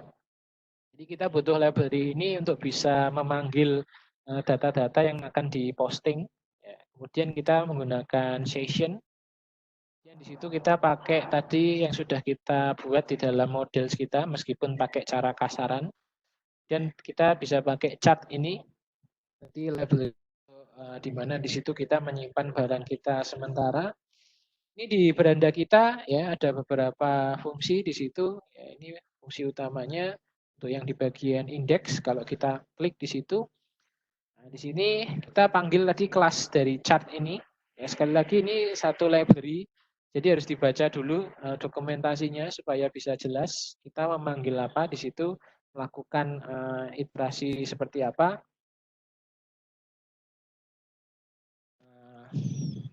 Kalau mau dicari ini ya. Jadi saya di sini itu pakai banyak sih library shopping chart-nya ya.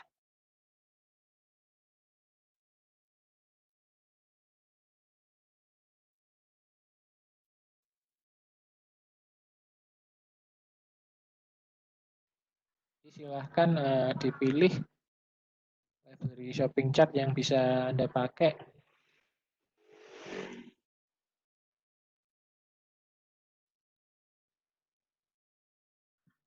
Nah, ini yang saya maksud dengan dokumentasinya, package-nya. Ini ada fungsi-fungsi yang bisa Anda lihat di situ. Hampir-hampir mirip. Jadi ini misalnya add. Ya, ini untuk add di dalam keranjang gitu ya. Nah, ini struktur array-nya seperti ini yang harus Anda masukkan.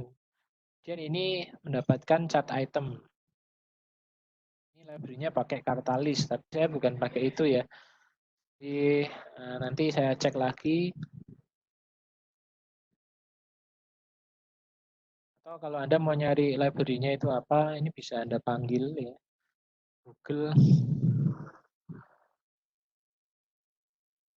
Nah, ini di Crimson pun juga sama ya, artinya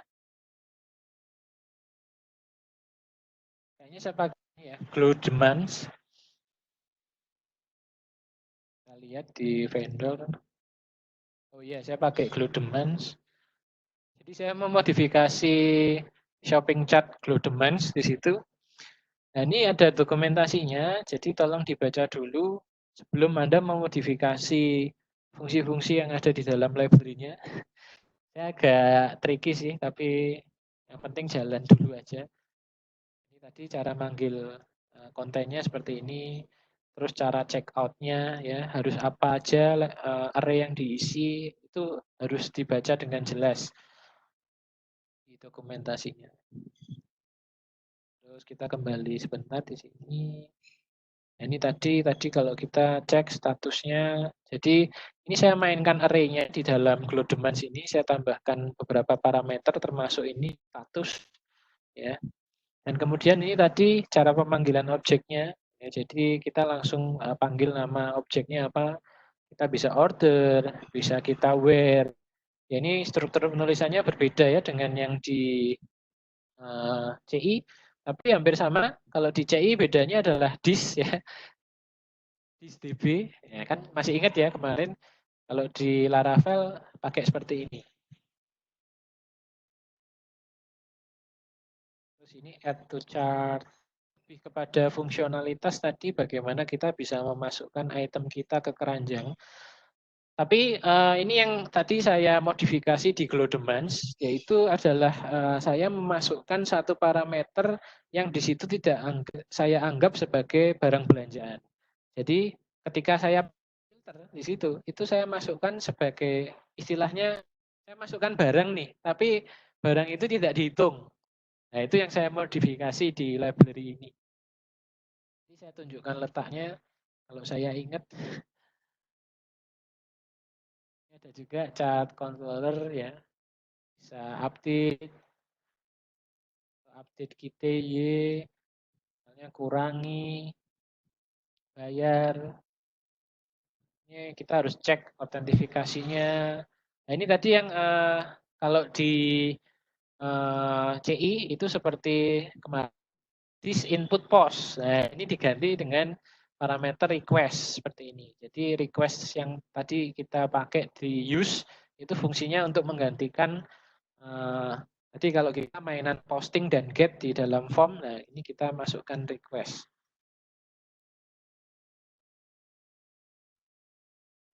Terus selain itu nanti dicek sendiri ya controllernya.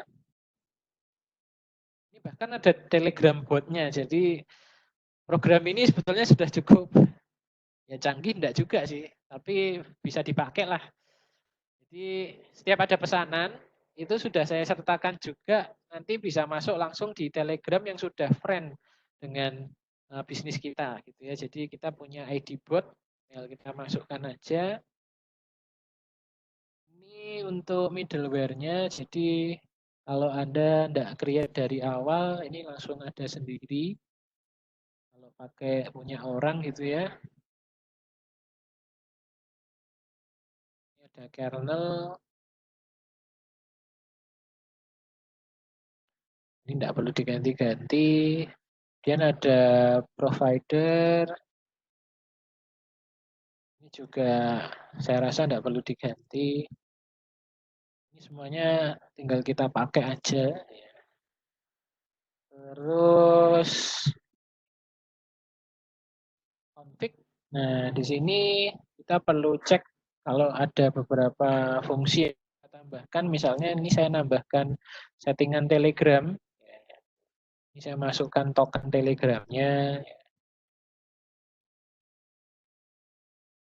Ini untuk app. Ini secara standar. Ini kalau nanti Anda upload di cloud hosting atau di cPanel itu harus diganti ya.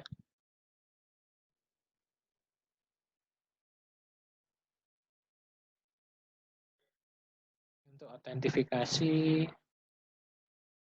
Ini autentifikasi juga harus ada yang dirubah kalau Anda memakai struktur yang berbeda untuk login.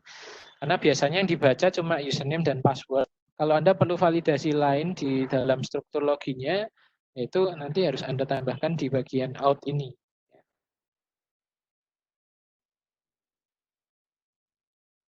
Terus yang lain saya rasa ini tadi kalau mau ganti database-nya tinggal diganti parameternya, misalnya mau ganti SQL, ini perlu diatur ya. Tapi tinggal dibaca aja sih, nanti kalau SQL seperti apa, SQLite maksudnya, PGSQL seperti apa. Ya, ini yang perlu kita isi kan di bagian SQL-nya aja kan. Ini kalau itu untuk sistem caching tadi di mana ya sistem caching itu juga dipakai tadi ketika sebelum terjadi pembelian itu ada cache-nya. Jadi user itu bisa nyaman berbelanja karena satu file PHP disediakan belum di-save di database. Service begitu penting. Dan tadi database sudah ya. Terus ini file statiknya. Kalau ada mainan tidak perlu dilihat lah, ini source code JavaScript. Terus ini untuk bagian di bagian resource, jadi ngecek view-nya di bagian resource. Jadi sebetulnya cukup banyak ya yang harus kita siapkan struktur foldernya. Jadi meskipun rapi, Tapi bisa saya bilang kalau saya orang yang tidak terlalu rapi ya agak ribet. Tapi tidak masalah ya. Jadi di sini ini harus Anda buat folder-folder supaya lebih rapi. Ya, ini masih kurang rapi. Meskipun sudah terlihat seperti ini. Ini tampilan view-nya Anda harus menambahkan bleed ya di depan PHP-nya. Ini contohnya. Jadi ada beberapa parameter lain yang perlu kita atur. Ini kalau Anda mau extend, Anda punya layout master ya di situ bisa Anda aktifkan. Dan ini tadi yang kita lihat di blade-nya, ini tinggal kita ambil fungsi routing-nya. Jadi di routing ini mengarah ke fungsi controller yang mana, langsung dimasukkan di situ. Demikian juga dengan layout yang lain, nanti bisa dilihat satu persatu. Dan juga yang penting di sini adalah CRFF token. Ini adalah seperti ketika kita membuat session kalau di PHP natif ya. Jadi ini penting supaya token itu nanti dibuat. Nanti sistemnya token ya. Untuk sistem sessionnya dia pakai token. Kemudian ini routes yang tidak kalah penting bagian webnya. Nah ini harus Anda buat listnya. Kalau enggak, kontrolernya enggak jalan. Jadi Anda tinggal nambahkan aja cara bentuk fungsi root-nya seperti ini. Jadi root, terus get. Ini halaman utama nih. Manggilnya beranda controller, add fungsinya. Terus kemudian ini kalau fungsi-fungsi pendukung, misalnya di barang beranda itu ada barang ya. Jadi di sini kita panggil ini controllernya. Jadi tadi alamat controllernya kita cek misalnya untuk yang barang ya. Nah, di sini controller misalnya untuk barang tadi masuk di beranda karena masih di beranda controller ya ini kita misalnya ambil kita cek ini barang berarti yang ini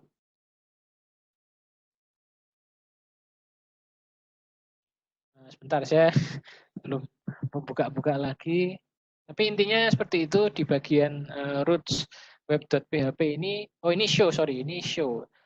Tapi di sini nanti cara mengisinya. Oh, saya baru ingat ini cara mengisi di bagian view-nya nanti. Jadi cara manggil di view-nya itu nanti harus misalnya localhost slash apa namanya toko online gitu ya. Terus strukturnya kalau ada di server berarti slash public slash index php slash barang gitu ya. Tapi itu nanti kita atur di akhir-akhir tidak masalah. Nah, kemudian ini alamatnya barang, show, barang ID.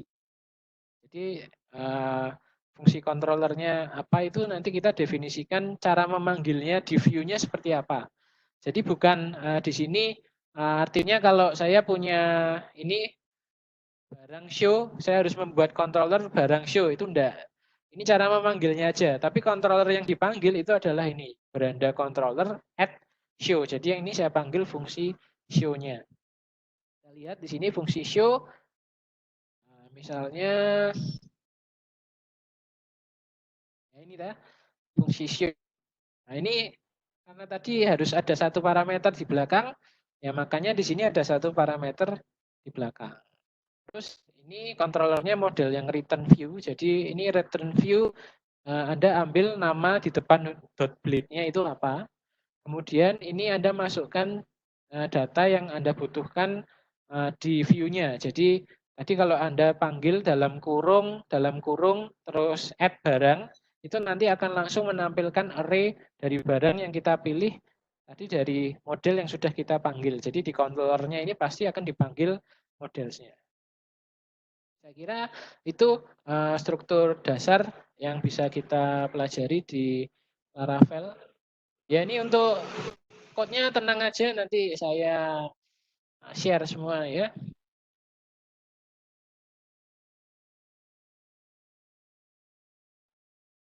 Biar bisa dipakai orang lain ya tinggal diganti barangnya aja sih. Maksudnya gimana ya?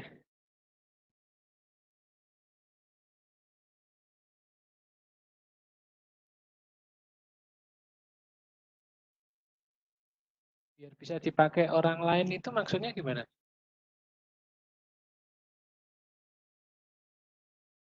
Tinggal di hosting. Kalau mau diganti jualannya ya database jualannya di Sebentar. Ini kan tadi tampilan yang untuk user ya. Jadi ini saya loginnya jadi user. Kalau saya login jadi admin, ini beda tampilannya.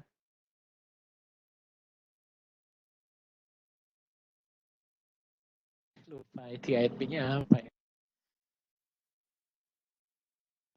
Administrator mungkin ya.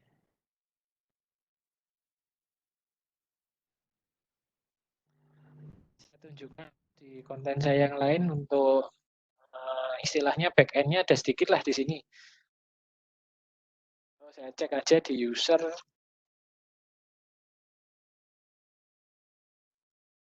Jadi ini di dalam OL Shop itu ada dua artisan ya. Jadi artinya, bentar, ini saya baru ingat lagi karena sudah lama tidak buka.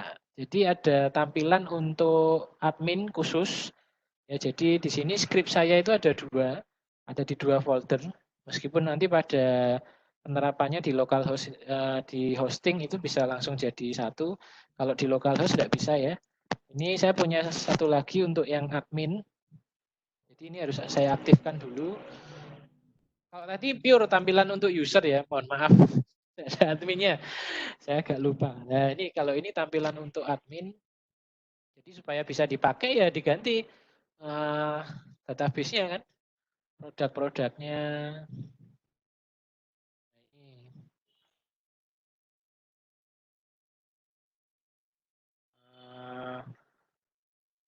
saya agak lupa ini.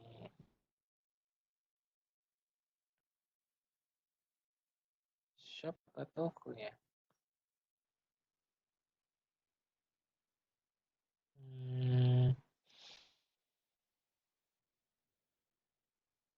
Atau saya jadikan satu di YouFood.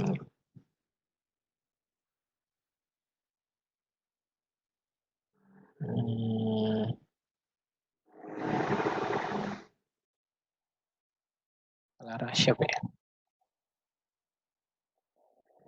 Enggak juga. Nanti saya cek lah. Username-nya apa.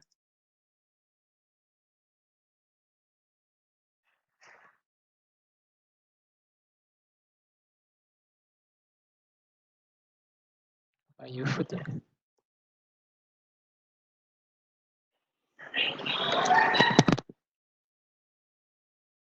Oh ya, admin@youfood.id. Nah ini nanti kalau mau ganti di bagian backend-nya ya, ini backend-nya. Nggak usah enak kan? Nah, ini tinggal diedit atau ditambah kan bisa. Kalau tambah yang ini, saya buatkan menu lagi.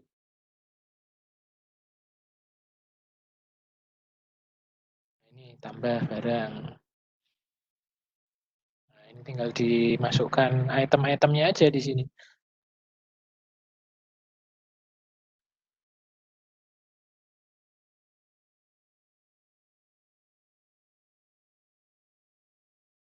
Oh, kalau dipindah ke laptop lain, syaratnya ya tadi SAM-nya ya.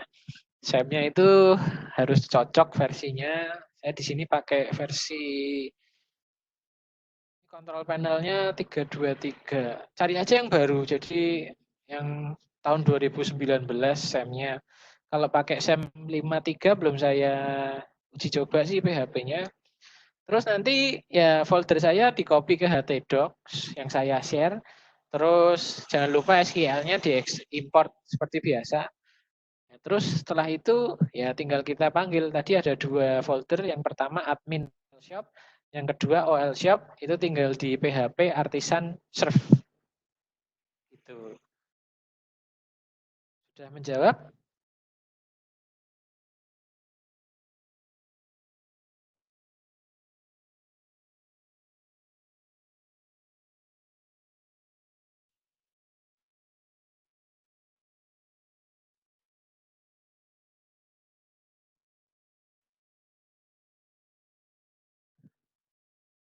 Kalau source code Telegramnya ya nanti kita lihat-lihat lagi. Saya juga sudah agak lupa. Bisa lah, nanti tinggal Anda buat dari Telegram Godfather aja. Jadi nanti kalau dipindahkan ke laptop lain, tadi cara-caranya sama ya, seperti Anda download source code di GitHub. Source code-nya tinggal dimasukkan htdocs, SQL-nya dimasukkan lewat php myadmin, terus jalankan di CMD foldernya tadi OL shop, terus diketik komen php artisan serve. Sudah, itu sudah jalan. Ya, itu rasa cukup ya.